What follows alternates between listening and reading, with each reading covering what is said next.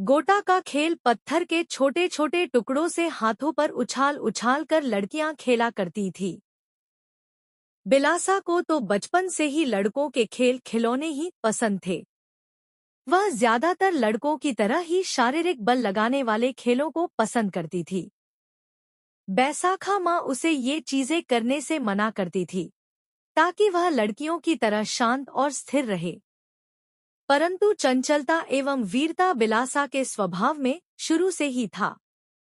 रामा के बसाए इस गांव में कुछ समय बाद कुछ ब्राह्मण एवं वैश्यों का भी आगमन हुआ। उस समय उत्तर प्रदेश में अताताई मुस्लिमों ने काफी आतंक मचा रखा था। उससे त्रस्त होकर प्राणों की रक्षा हेतु कुछ क्षत्रियों का भी आगमन यहाँ हुआ था। धीरे धीरे वहाँ और भी छोटे छोटे गांवों का विकास होने लगा। मूलतः निषादों केवटों ने ही यहाँ बसेरा बसाया जो बाद में विकसित होता गया। बिलासा जब थोड़ी बड़ी हुई तो उसकी रुचि भाला चलाने में और तलवार बाजी करने में हुई। वह अक्सर अपने समुदाय के मर्दों को देखा करती थी कि वो शिकार करने के लिए भाला का प्रयोग किया करते थे। इसके कारण उसका भी मन हुआ कि वह भी भाला चलाना सीखे। साथ ही कुछ मर्दों को उसने चर्चा करते हुए सुना था कि गांव के अखाड़े में क्या खूब तलवार बाजी हुआ करती है। ये सब सुनकर बिलासा ने भी अपने पिता के सामने अपनी तलवार बाजी की इच्छा जाहिर की। उसके पिता ने उसे यह कहकर समझाया कि ये सब तो मर्दों के काम हैं, तू भात भाजी बनाना सीख, पर बिलासा का मन नहीं माना। बिलासा रामा केवट मुखिया की भी बड़ी दुलारी थी। वह उसे कका कहकर पुकारती थी। उसने अपनी इच्छा रामा कका को बताई। रामा ने उसके पिता को समझाया कि वह अगर यह सब सीखना चाहती है तो उसे बिलासा सीखने दो, यह उसके ही काम आएगा। रामा की बात मानते हुए परशुराम उसके पिता ने उसे बिलासा अनुमति दे दी। उसके बाद बिलासा ने भाला चलाना और तलवार बाजी करना सीखा। उसने तलवार बाजी में अपनी शौर्य कला का उत्तम प्रदर्शन किया। वह हमेशा अपने पिता के साथ मछली मारने जाया करती थी। वह मछली पकड़ने में मर्दों से भी कहीं ज्यादा माहिर थी।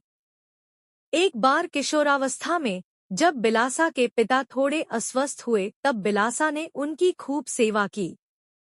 साथ ही वह अकेले ही मछली मारने भी जाया करती थी ताकि उसके परिवार की जीविका पर पिता की अस्वस्थता का कोई असर ना पड़े। बिलासा में सेवा का भाव भी कूट कूट कर भरा था। साथ ही कठिन समय में भी वह हार मानने वालों में से नहीं थी। यह गुण उसे अपने केवट निषाद समाज से मिला था। रामा उसे ज्ञान की बातें बताया करता था एवं अनुशासन और धर्म कर्म का ज्ञान भी देता था। धर्म में भी बिलासा की बड़ी रुचि थी। भगवान राम, माता सीता और महामाया माता को वह अपना आराध्य मानती थी। उसी गांव से कुछ दूरी पर रतनपुर में महामाया माता का एक मंदिर था। वहां अक्सर समाज के कुछ लोग नवधा रामायण का पाठ किया करते थे। उसे सुनने बिलासा अपने पिता के साथ अक्सर मंदिर जाया करती थी। वहां वह भगवान श्रीराम और गुहाराज निषाद के मित्रता के प्रसंग को बहुत ही ध्यानपूर्वक सुनती थी। माता सीता के बलिदान और समर्पण भरे जीवन की कहानी सुनकर वह बड़ी प्रसन्न हुआ करती थी। बिलासा ने नाव चलाना भी अपने पिता से सीखा था। कई बार वर्षा के दिनों में अरपा नदी में बाढ़ आ जाया करती थी, तब लोगों को नाव में बैठाकर बिलासा उन्हें नदी पार करवाया करती थी। निषाद केवट समुदाय के लोग नाव को नदी में उतारने से पहले चौरासा देवी की पूजा किया करते थे। उनका मानना था कि चौरासा माता नाव को नदी में डूबने से बचाती है। अतः बिलासा भी चौरासा माता की पूजा करने के बाद ही नाव को नदी में उतारा करती थी। धीरे धीरे वह नाव चलाने में पारंगत हो गई थी। निशानेबाजी में भी बिलासा ने महारत हासिल किया था। उसका निशाना बहुत ही अचूक था। बचपन में वह लकड़ी की पतली डालियों से गुलेल तैयार कर पत्थर के टुकड़ों से निशाना साधा करती थी। ऐसा उसने निषाद समुदाय के ही लड़कों को करते देखा था। ये सब समुदाय की लड़कियां नहीं किया करती थी, परंतु बिलासा तो उन सब से अलग थी। बिलासा कई बार अरपा नदी के किनारे बैठकर सोचा करती थी कि अरपा का अस्तित्व कितना प्रसारित है। यह भी तो एक माँ ही है जो इतने बड़े जन समुदाय एवं जीव जंतुओं का पोषण करती है। लगातार बहती ही रहती है, कभी शांत नहीं रहती, यह कभी थकती कैसे नहीं। इस तरह के उच्च विचार थे बिलासा के। इन विचारों ने बिलासा को शुरू से ही कुछ अलग कर गुजरने को प्रेरित किया था। अपने हर कर्तव्य को बिलासा ने पूरे समर्पण से निभाया था, चाहे बात रसोई की ही क्यों ना हो। बिलासा के हाथों का भुजा हुआ चना सभी को बड़ा पसंद था। वहां कृषि का भी प्रारंभ हो चुका था। मुख्यतः धान, जौ, बाजरा की खेती हुआ करती थी। निषाद केवट समुदाय के मर्द जब एक बार मछली मारने को निकल जाया करते थे तो कई बार काफी देर हो जाया करती थी। अतः औरतें उन्हें साथ में ले जाने को भात, मुर्रा, लड्डू वगैरह सब दे दिया करती थी।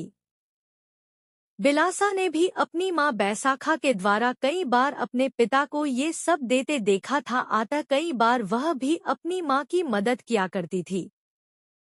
एक बार बिलासा ने अपनी माँ से पूछा था, माँ अरपा को हम माता क्यों कहते हैं? मेरी माँ तो तुम ही हो, तुमने मुझे जन्म दिया है।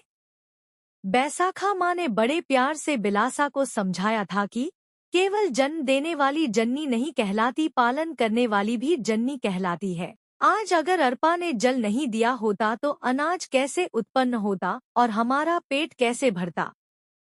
वही तो पालन कर रही है हमारा। इस तरह के अर्थपूर्ण सवाल हमेशा ही कौंधते रहते थे बिलासा के मन में। वह बड़ी जिज्ञासु स्वभाव की थी। कालांतर में बिलासा के इन्हीं विचारों ने इतिहास रच डाला था। तूने रच डाला इतिहास बिलासा, छत्तीसगढ़ के पन्नों में तू आज भी है और कल भी रहेगी।